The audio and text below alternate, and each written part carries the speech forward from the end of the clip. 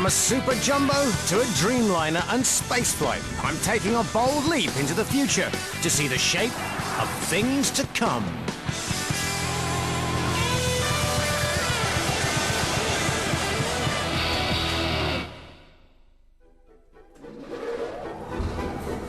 Something radical is about to emerge in the world of aviation.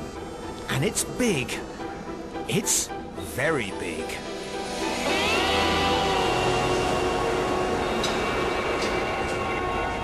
This plane could change the way we fly.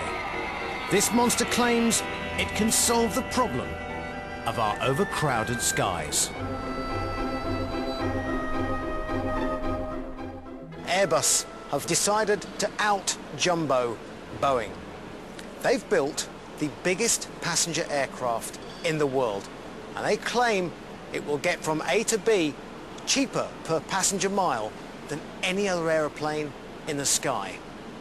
Welcome to the Airbus A380.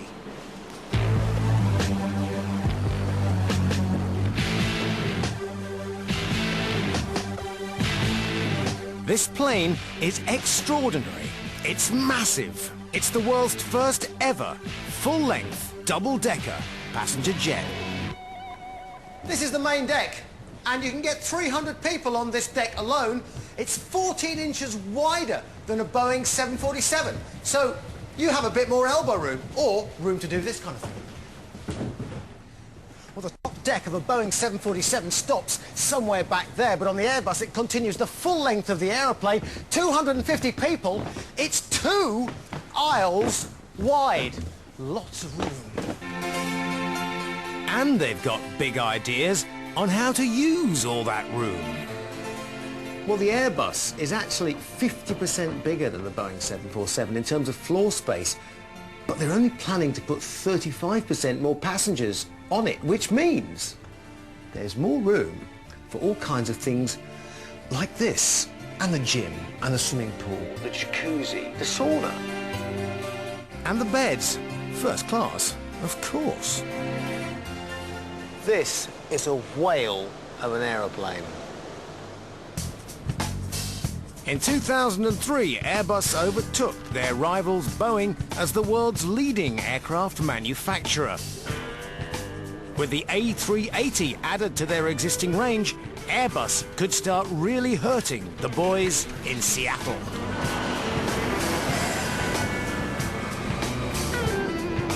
Which is tough, because it was Boeing who first came up with the idea of a monster plane.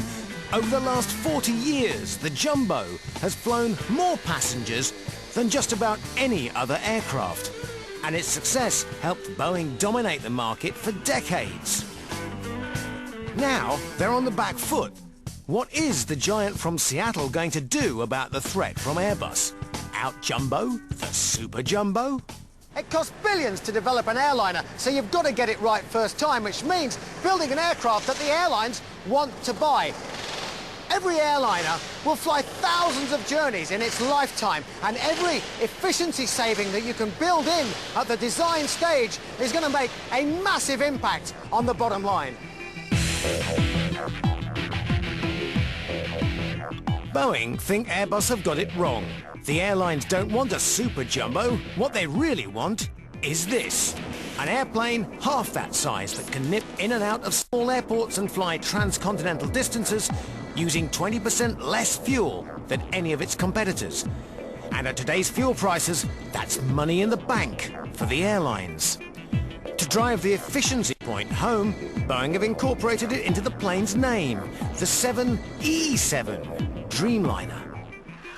But Airbus are banking on a different kind of efficiency. They reckon the Super Jumbo, the A380, will give them the lowest cost per passenger mile by taking 550 passengers from one major hub to another, say London to Los Angeles. We're talking about the bums on seats formula that worked so well for the Jumbo, and then some. But the 2 full decks with all their extra weight means it needs colossal wings, a stonking 80 meters wide. Each wing is the length of 2 tennis courts. And getting this 500-ton beast into the air is going to take the most powerful aero engines ever built. And this is the Trent 900, which is going to power the Airbus A380. It's the biggest front fan engine in the world. In fact, it's so big, it's bigger than the fuselage of the 757 that I fly. It's so powerful that one of these can power, and indeed does power, the entire Rolls-Royce plant here of 10,000 people. And I'm going to give it a jump start. Whoa! What makes this engine so special and so efficient is the fact that it's got a very high bypass ratio, 9:1. What that means is that for every one chunk of air that goes through the middle of the engine and gets chucked out the back as hot gases, 9 parts go straight the way through, from the front fan right out the back as thrust, almost like a big propeller. In fact, it swallows a squash-court load of air every second. That's like the whole population of Belgium breaking wind all at once. If engines are critical to fuel efficiency, then so is saving weight. And Airbus have pioneered the use of lightweight materials like carbon fibre composites. But in the battle to cut down costs, Boeing have decided to outdo them. The 787, Boeing's new lean machine, will be the first passenger jet to comprise more than 50% composites, the first to have composite wings and fuselage. Besides increasing fuel efficiency, composites are allowing Boeing's interior specialist Klaus Brauer to design a revolutionary passenger cabin. So this 787, how's it different? What's in this for me as a passenger that I don't see apart from seats and things like that? Well, the cabin environment in the 787 will be dramatically better than any other airplane. The air will be more humid. Yeah. The air will be at a lower cabin altitude. So that means I can breathe easier. That's right. There will be more oxygen in each breath you take. Aha! More pressure inside the cabin. We found that moving from the maximum cabin altitude you have today of 8,000 feet down to that we'll use in the 787, 6,000 feet. Yeah. We saw a 7-fold reduction in the number of passengers reporting headaches. 7-fold? 7-fold. You've got this benefit. Why haven't you been able to do it up till now in a regular passenger aeroplane? Why now on the 787? Because the airplanes that fly at the moment are made of aluminum. And each time they are pressurized, the aluminum expands a bit, and when they're depressurized, it contracts a bit. And each of those cycles causes the fuselage to slowly fatigue. This fuselage is made of carbon fiber, and it simply does not fatigue in the same way. That's great. It was really a great day when we chose to build the airplane out of carbon fiber composites. Using composites has allowed a raft of innovations you wouldn't get on an aluminium body. It's permitted a squarer fuselage cross-section, which means a larger baggage hold below and more overhead cabin space. I mean, look at the size of these bins. And the windows can be 50% larger than a normal plane. The 787 is pioneering other technologies too. There are no window blinds. They get dark electronically, like photoreactive sunglasses. Whoa! Boeing have also come up with this. It's a shower that fits inside an aeroplane. It looks a bit like a washing machine, actually. And so I'm about to commence the spin rinse cycle. So I do that, I press that button. I'm being instructed to soak myself. It's giving me instructions I'm being rinsed. And apparently as well, it only takes 1.5 litres of water and I'm really quite wet. I'm being turbocharged! Oh, stop. Exit, it says. There you are. The first shower on an aeroplane. Luckily for Boeing, whether the airlines buy the 787 won't depend on that shower. It's the savings in efficiency that will decide the company's future. So at this stage in the design process, how can they be sure the 787 they finally build will deliver that efficiency? Nobody builds prototypes anymore. It's a very expensive business. 90% of all the development is done on computers these days. And the computers spit out what they think the aeroplane is going to do or be capable of. But in order to prove it, they have to use one of these, a wind tunnel.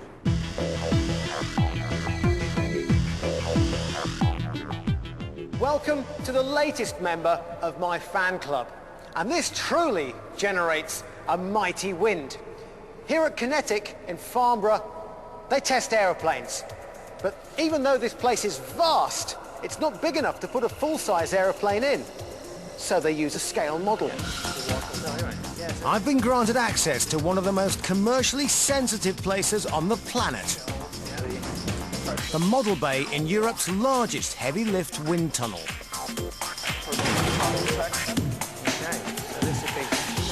Boeing have invested $50 million into this facility, and they're extremely sensitive about who gets to see their design secrets. Wow. I've always wanted to meet a supermodel, and today I get my wish. This is the most exclusive supermodel in the world. It's a Boeing 787 here in the wind tunnel at Kinetic.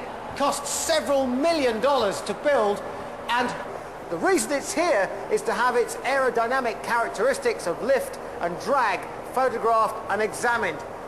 And those characteristics are going to be what makes this aeroplane so cheap to operate.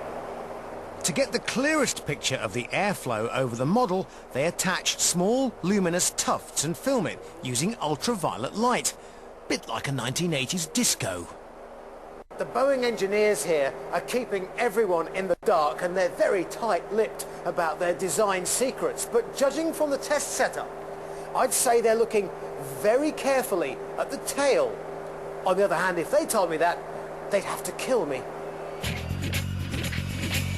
One thing I am able to divulge, though, is that Boeing's 787, with whatever shaped tail they finally settle on, is due to carry its first passengers in 2008.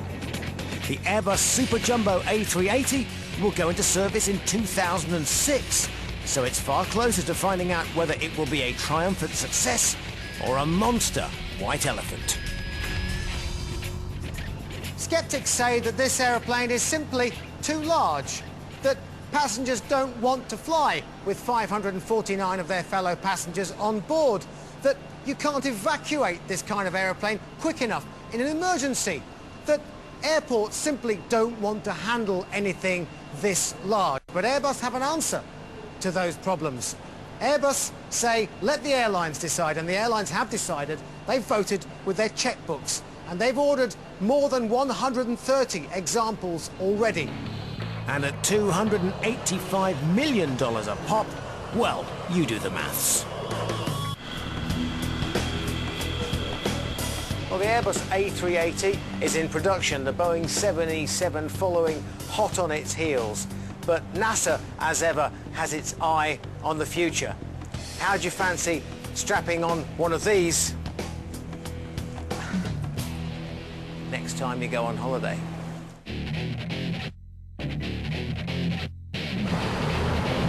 At NASA, they're exploring how shuttle technology could turn passenger flight into an out-of-this-world experience. Because it travels beyond the atmosphere, the shuttle's incredible speed could make a short-haul hop out of a trans-global flight. If so, your local air traffic control could one day be talking to a very different kind of aeroplane. Mission Control, Convoy Commander, we have touchdown. But if this sort of blue sky thinking is to become reality, pilots like me are going to have to do some serious adapting. Come on, Bruce. The shuttle's waiting for you. NASA's Ron Gerdes is going to show me how to make sense of a shuttle landing. This $100 million vertical motion simulator is part of the astronaut training program in California and prepares shuttle pilots for the critical job of landing their spacecraft back on Earth. Bruce, are you ready to fly the shuttle? Well, there's never been a better time. Okay, let's go ahead and we'll go into operate. Okay. You'll have control. I have control.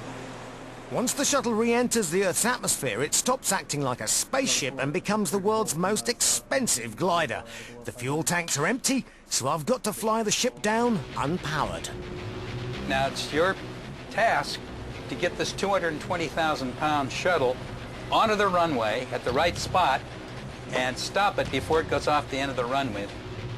Well, that's all very well for you to say, Ron, but compared to my 757 with its state-of-the-art control systems, maneuvering this 1970s shuttle is like piloting a falling brick. To get lift out of these Delta wings, I'd need to feed them Viagra.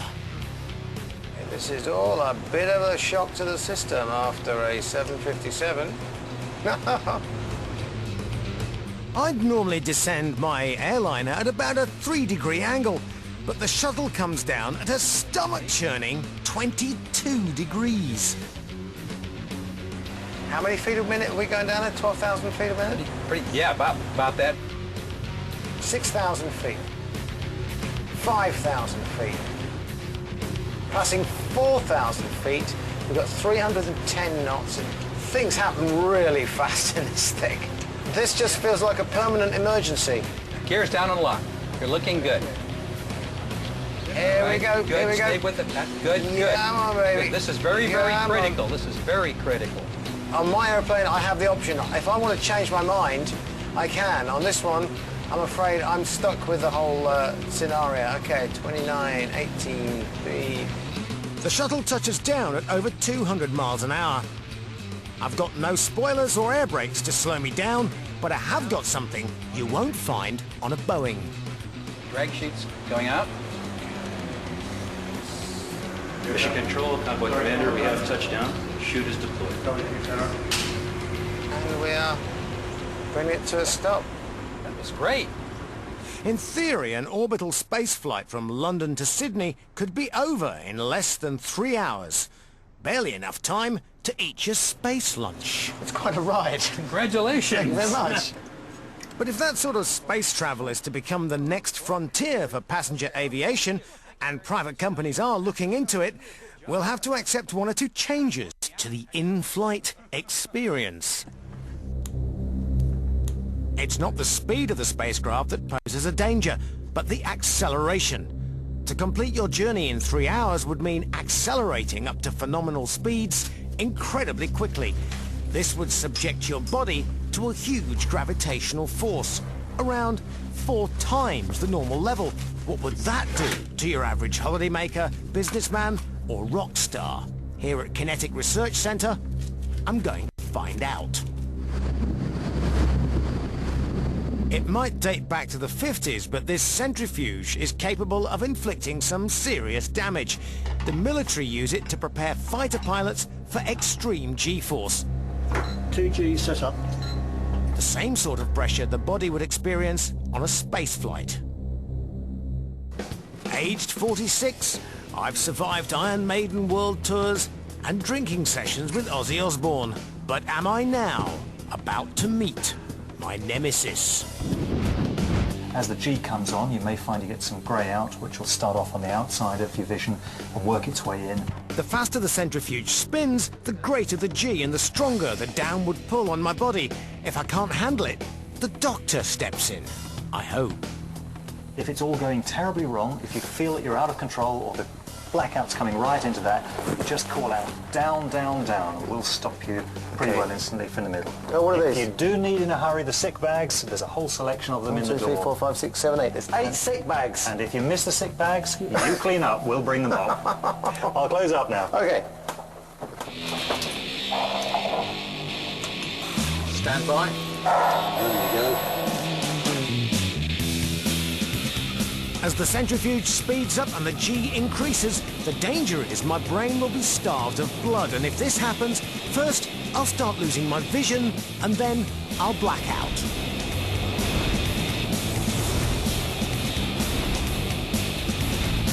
Well, on an aeroplane at takeoff, it's about 1.5 G.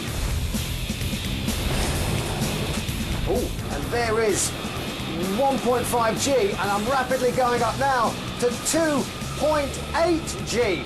Well, at 2.8 G, I can really feel my shoulders start to come down. My arms are heavy as lead. I'm really having to move them up there now. God, I couldn't hang on to a gin and tonic at this sort of G. Never mind the drinks, over 2.5 G, you ought to be worrying about your aeroplane. Expose a modern jet to this sort of pressure and its wings will bend.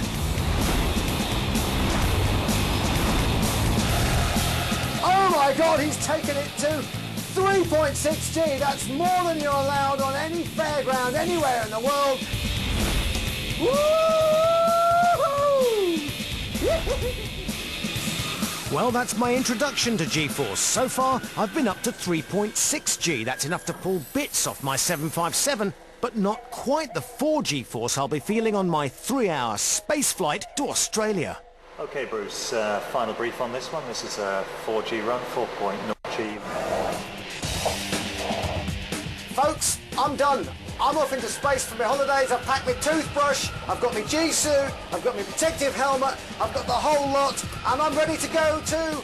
Oh, here comes 4G, and we're going into orbit. Woo-hoo! Sitting in a small seat in Concorde was one thing, but how many people would be prepared to go through this to get halfway around the world in 180 minutes? God, blimey! Feel that!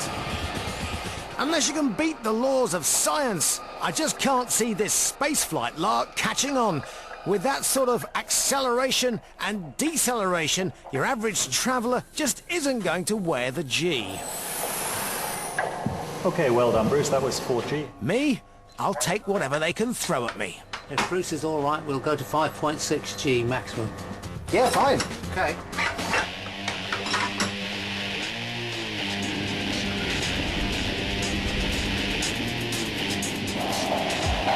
Hey, hold on to your hat, I'll tell you what. Your granny wouldn't like this one bit. Me, I'm loving it. See you later.